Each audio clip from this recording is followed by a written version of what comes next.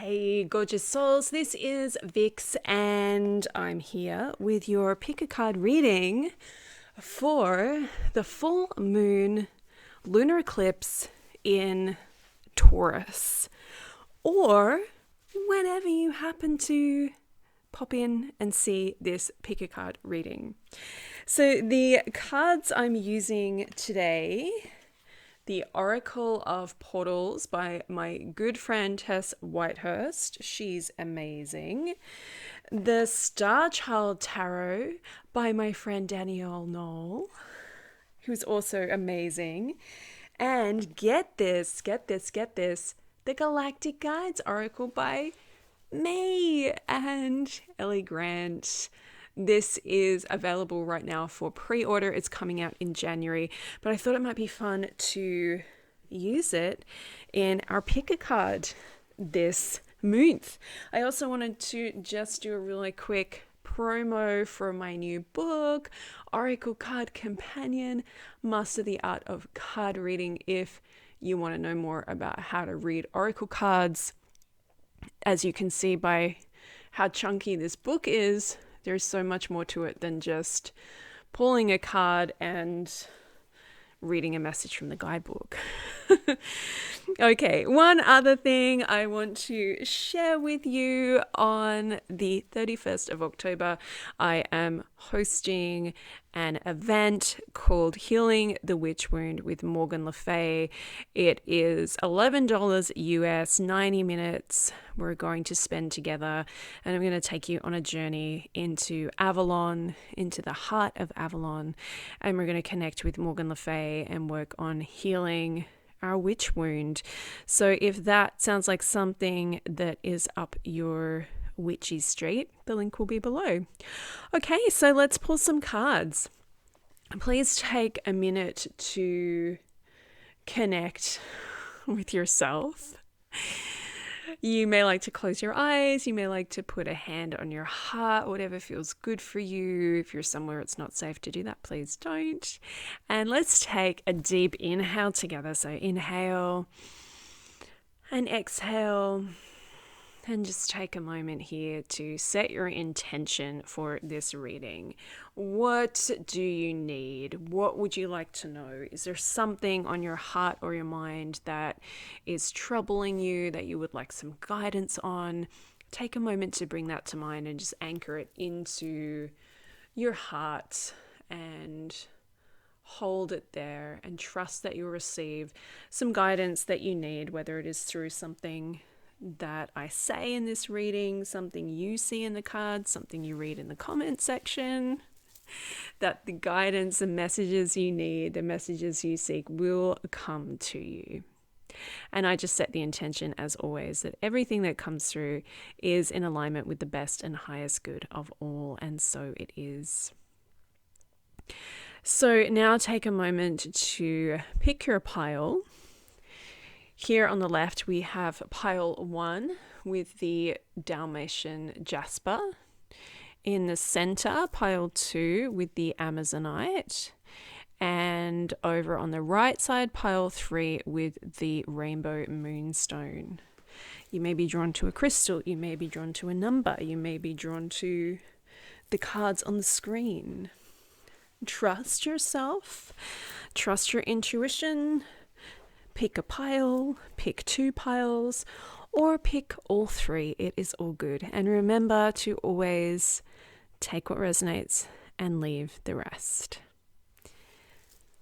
Okay, so let's begin with pile number 1. I'm so excited to be using my new deck. I haven't used it in Pick a Card before, so this is very exciting. Okay, so our portal card, Multiverse. That's beautiful. The Emperor is our tarot card. And dun dun dun, Cygnus, grace, divinity, elevated consciousness, and royalty.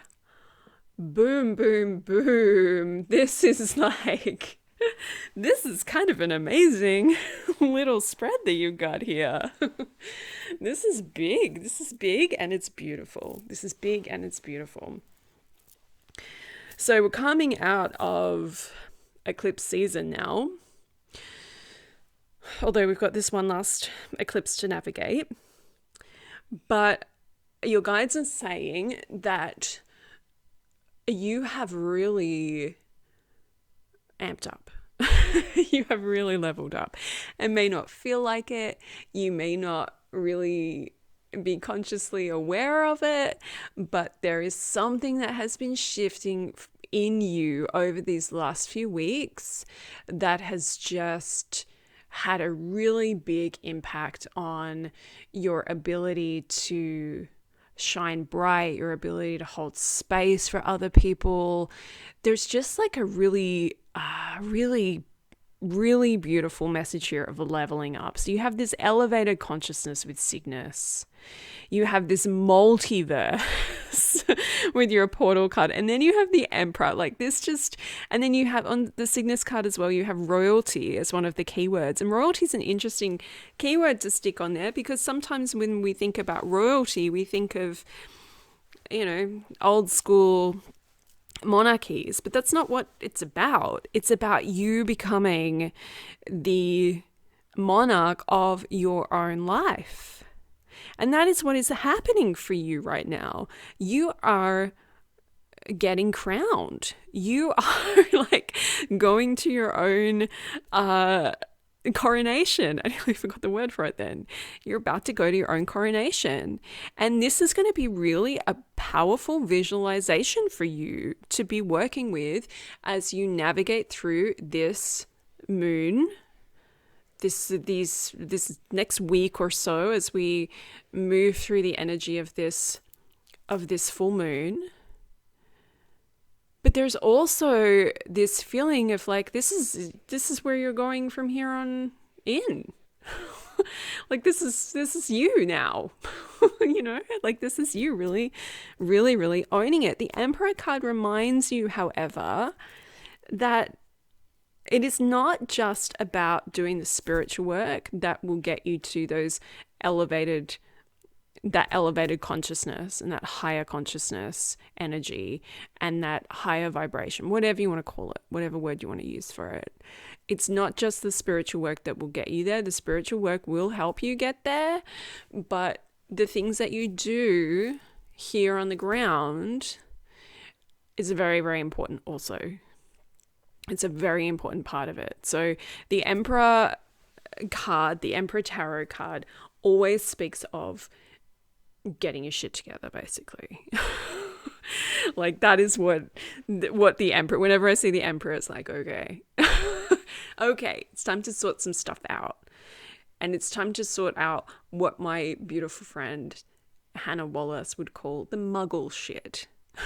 Like organizing your finances, paying your taxes, paying your bills, making sure there's enough money in your account, filling in forms that need to be filled in, doing all of this kind of stuff that can feel a little bit mundane and like, spiritual people don't really want to do that stuff a lot of the time. But there is so much magic in doing that stuff. There is no magic in putting that stuff off. Trust me, I am somebody that puts off that stuff way more than I should. I have been making in the last year, I have really been making setting an intention to not be that person anymore and to start to really take responsibility for my muggle stuff and the mundane stuff. And it's amazing how good you feel when you just do it, rather than like letting it hang over your head. There's also a message about getting organized, organizing your time, organizing your energy, making sure that you have energy and time for the things that are really, really important to you. That's what people do when they are the monarch of their own life. They don't waste time doing things that aren't important. They don't waste time doing things that are kind of pointless. They don't waste time. They do things that are, and that's not to say that you only do things that are going to like get you to that higher state of consciousness, but it's about doing the things that are really worthwhile, doing the things that you love, doing the things that are important to you, even if it is watching old movies, relaxing on the couch or whatever, but that can be sometimes more powerful to say, you know what, I want to spend the next hour and a half watching an old movie that I love rather than I'm just going to sit here and mindlessly scroll. Okay, so multiverse, Cygnus, the Emperor. Oh my goodness. Okay, this is just beautiful. You are going through massive, massive up leveling. One final thing to say on this, though, that's also coming through is that these times can be incredible and a lot can be shifting and changing, and you may have moments where you just feel like on top of the world and everything's great, but it can also be challenging. So give yourself grace. Give yourself time. Make sure that you are really kind of honoring where you're at. If things feel challenging, if things feel difficult, that doesn't mean that it's not working. That doesn't mean that you're not high vibe. It's just part of life. So do your self-love, do your self-care, do all of that stuff as you're navigating this, because oftentimes when we're going through these transitions, there's a lot of highs and lows, and it's just good to be mindful of that. And that's not to say you will definitely experience challenges, because maybe you won't, maybe you have and you're moving out of that now, which is great. But if the challenges come up and you're just feeling like, Vix, I do not feel this great right now, then you rest and you look after yourself. And that is the most high vibe thing that you can do. Ooh, okay, gorgeous soul. I'm sending you so many moon blessings and lots of love.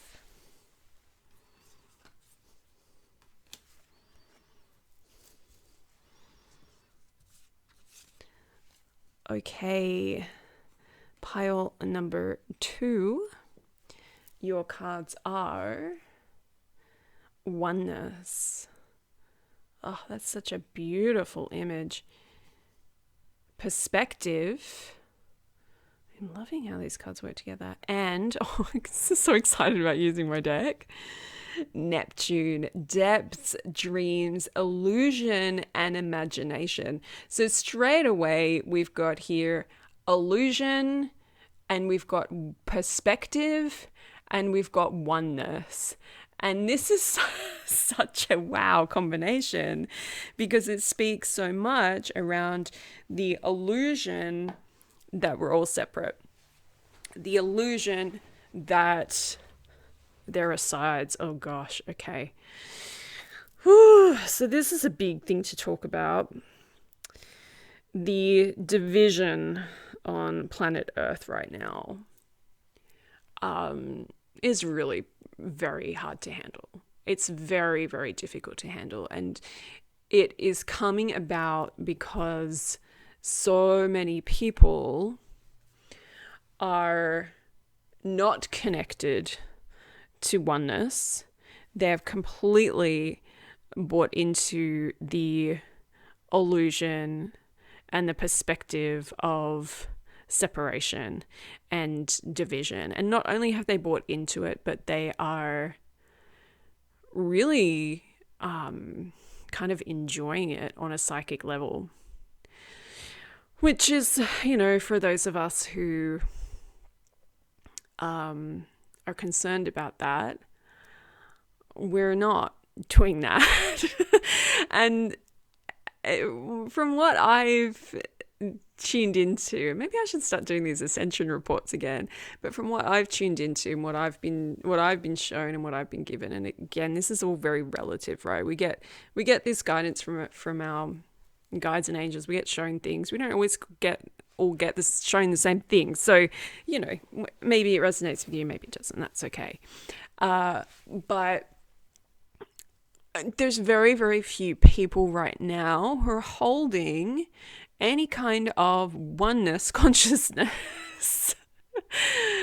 It's harder than it's been for a long time, and it's never been easy. But it's getting harder to hold oneness consciousness in the physical body. And we can only ever really hold it a little bit.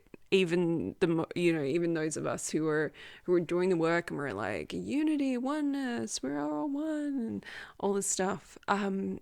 It's hard to be in that 100% of the time, all day, every day, especially when we're seeing how other people are, the choices other people are making, and we don't always feel that that we are one. And sometimes we're like, I don't really want to be one with that person, and that's okay. That's all part of the journey and all part of the process. But ultimately what the world needs is it needs some people to be really holding a frequency, a higher frequency, people who can see through the illusion, people who can see what's really going on. And I don't want to sound like a conspiracy theorist here, because it's not about that. And I personally feel like when we start getting into the conspiracy theory stuff and people start saying, oh, I know, I can see through the illusion and this is what's happening, it can sometimes just be like another layer of illusion, and there's layers upon layers upon layers of illusion. It's not like you see through the first layer and you're like, I know everything now. If only, right? If only. It's a constant pulling back of the veil and the layers of illusion and looking at what's going on. So we're all at different places with that. But ultimately, the world's in a really strange place right now.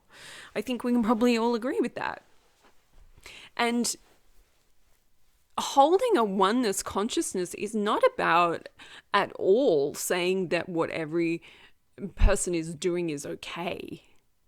And I think sometimes people think, I don't want to do a oneness consciousness. I don't want to connect in with that because I don't want to have anything to do with like those people. But that's not what it's not like, okay, we have to love every single person on the planet unconditionally and we have to totally be okay with their actions. Like, that's not what it's about. What oneness is about is just being able to see that this is like ultimately not the truth of who we are for most people. I'm not going to say for everybody, because I don't know what's going on with everybody and why everybody's here and why people are making the decisions they're making. But I know that there's a lot of people on this planet who are making decisions they're making and saying things that they're saying because they are completely disconnected with the truth of who they really are. And sometimes the things we do and say, which we later regret, or we later think, oh, was that the right thing to say? That's because we're not in alignment with the truth of who we really are. And it's a journey for all of us. We're all learning this. Nobody's got this figured out 100%, except for maybe some of the great saints and sages and spiritual people who've kind of been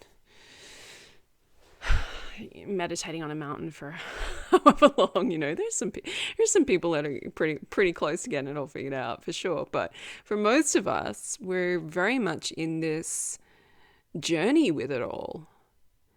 But what we really need is some people on the planet right now to be like, you know what, I'm not going to buy into this division. And that doesn't mean, oh, everybody's got a point and it's okay for people, we don't have to go down that road. But it's like, we can just step back from the chaos.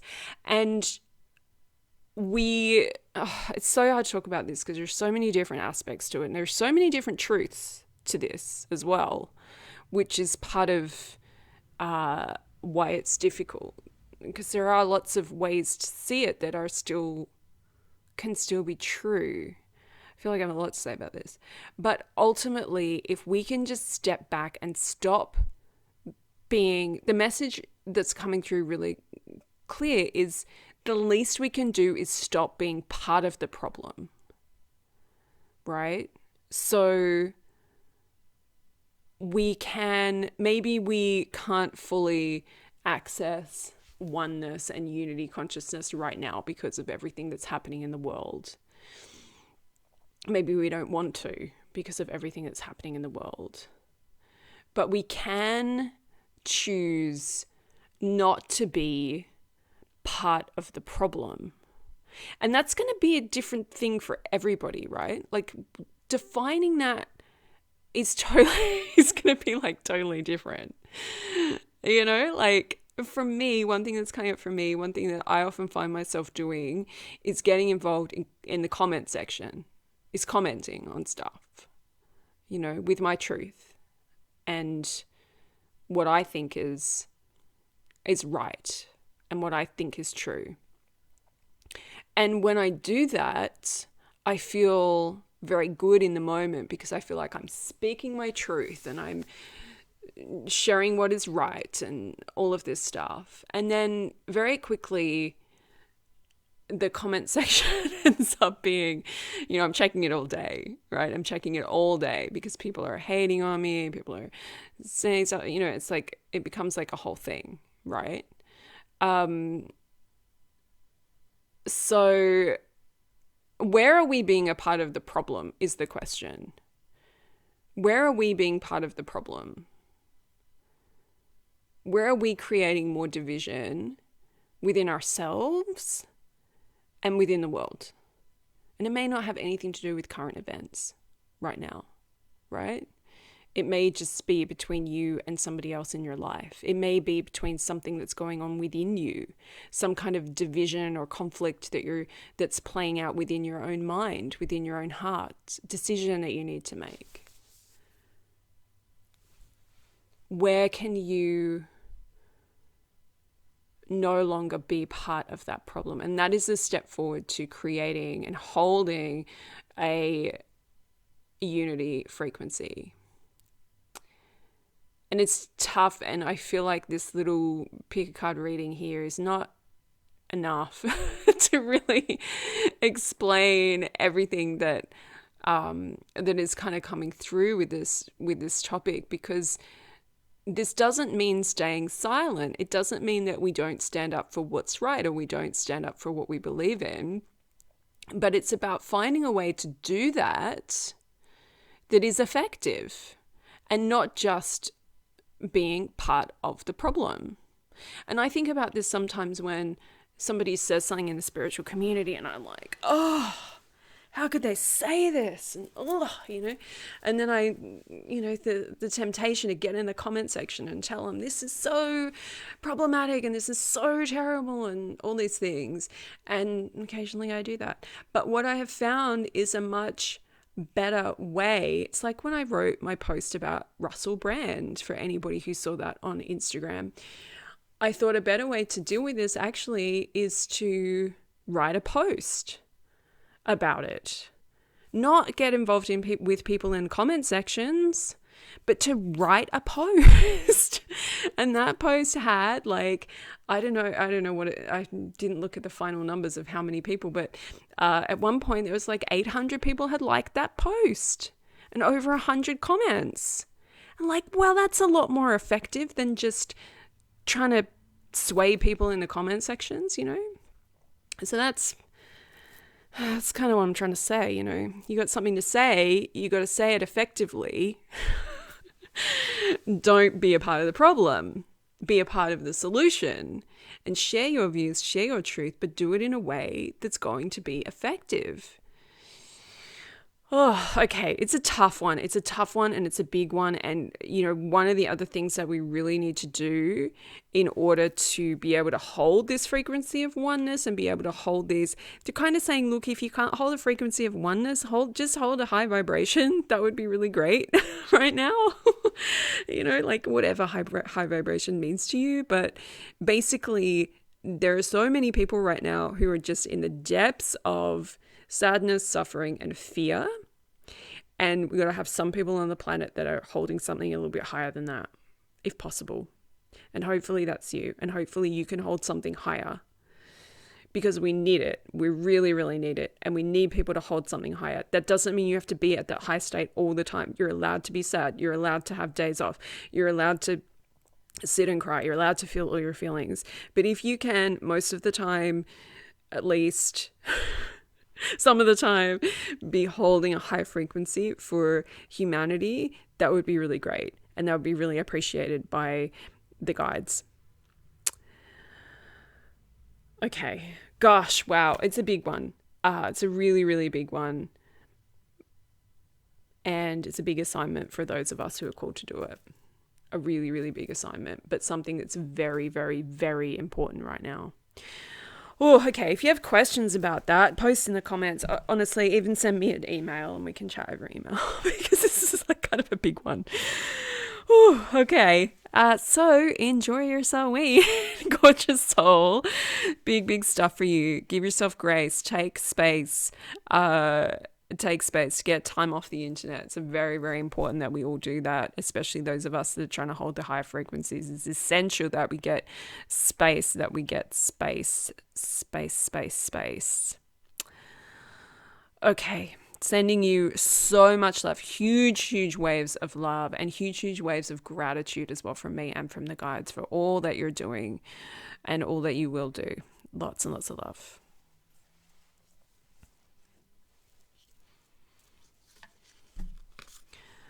Okay, pile number 3. Your cards are Mastery. Loving that. The Star. Yes, yay! That's my favorite card in the tarot. And then we have the Galactic Guide. So excited to see. Oh, Draco. Charisma, challenges, judgment, ascension. Hello. Okay. It's got some beautiful ascension energy here. We've got the Star. We've got Mastery. I don't know what more you want because this is looking pretty good. It's looking pretty good. Okay, so let's start with the Star. We see the Star as a reminder and a message and a hello from your higher self. Hello. Hello, I am here. I am your higher self and I am here. And I am here for you.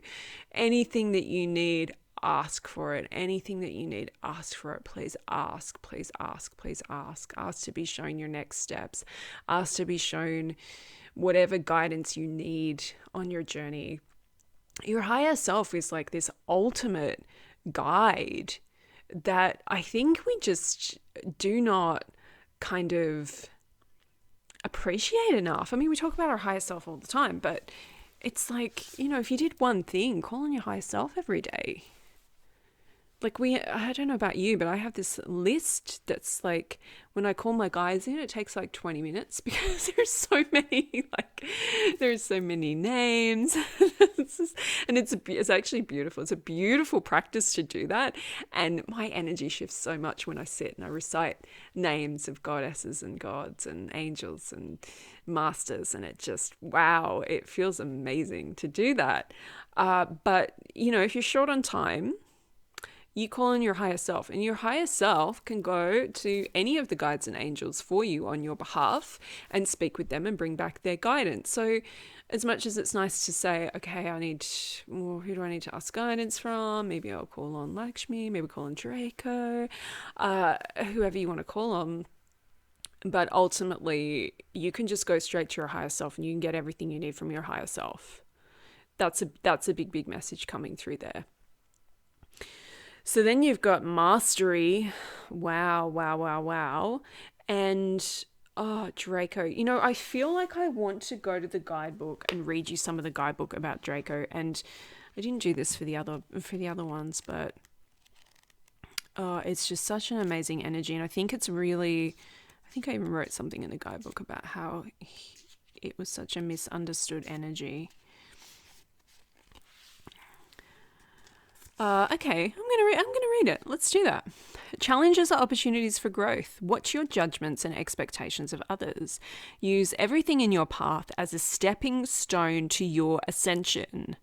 Use everything in your path as a stepping stone to your ascension. I'm saying this 3 times because it's important. Use everything in your path as a stepping stone to your ascension. So then we have in the guidebook, I'll show you it. We have some questions. The questions are, Who or what are you judging right now? Maybe it's other people. It's probably yourself. For most of us, it's like, oh, I'm probably judging that person, but not half as much as I'm judging myself for something. What challenges are helping you grow? Okay, and then I'm just going to read a little bit about Draco. Draco, which is Latin for dragon, is one of the largest constellations in the sky. Ancient Greek legends tell of Draco the dragon being slain during a hero's quest. Draco has also been associated with the serpent from the Garden of Eden and has often been seen through history as something negative or something to fear, and in modern spirituality is often associated with reptilian, magnetic, charismatic energy with a dark side. While some reptilian beings did choose the darker path, many chose a path of self-improvement, enlightenment, and ascension. When calling on the star beings of Draco, ask for the ascended beings from Draco to support you. Draco offers you an opportunity to look at your judgments and focus on your ascension journey. Whew. Okay, so I have a little story about connecting with reptilian energy. And some people at this point will be like, oh no. Just stay calm. I had two reptilian beings come to me quite a few years ago now, and I haven't really actively worked with them since they came through. They came through again when I was working on this deck. But when they came through, they kind of surprised me because I was like, oh, I thought reptilian energy was very negative and not something you ever want to connect with. So I did some research and I talked to some wise people who knew things, and I talked to my own guides and my own intuition and talked to the reptilian beings, and they were these two ascended reptilian beings that came through, and they wanted to explain to me that not all reptilian energy is bad, and they wanted to really show me how much judgment we have sometimes, and we put everybody in a box and we say all reptilians are this. And we say all Palladians are that. And we say all men are this. Or all women, or, whatever. And that's not an ascended kind of way of being. And we always need to be discerning. We always need to be discerning on this path. There's so many weird and wonderful, incredible energies out there to work with. And there are some energies out there that you don't want to work with. But it's all about going through your higher self, working on the mastery of your own spiritual development, mastering your own intuition and ability to connect with your guides and angels and highest guidance, highest wisdom, and also setting intention. Who do you want to connect with? What do you want to connect with? Do you want to connect with ascended reptilian beings, or are you like, no thanks, Vix? That's not for me. And you know what? That's totally fine, because it's not for everybody. And there are deities that like people work with, and I'm like, you know what? Power to you, but that ain't for me, and that's totally cool. So spiritual boundaries, what do you want to connect with? What don't you want to connect with? You're getting a lot of guidance here about really stepping it up when it comes to your intuition and your spiritual path and really doing the work. And that's what, these reptilian beings had to do.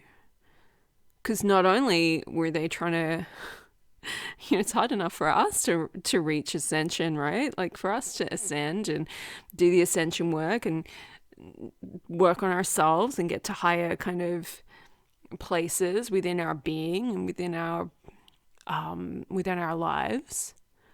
But it's even harder for the reptilians because they were like, they weren't as heart-centered as we are, and we've got some issues with being heart-centered. Humanity does as a collective. Individually, we've been working on it, and that's great. So yeah, mastery. Mastering your connection with your higher self, working with your higher self every day is coming through really, really loud and clear. Working with your higher self every day. And yeah, yeah. As we move through this moon, this eclipse, the eclipse always shows us like some real juicy shadow stuff. And so, some shadow work for you to be doing over this moon is really around the judgment piece. How are you judging yourself? How are you judging others?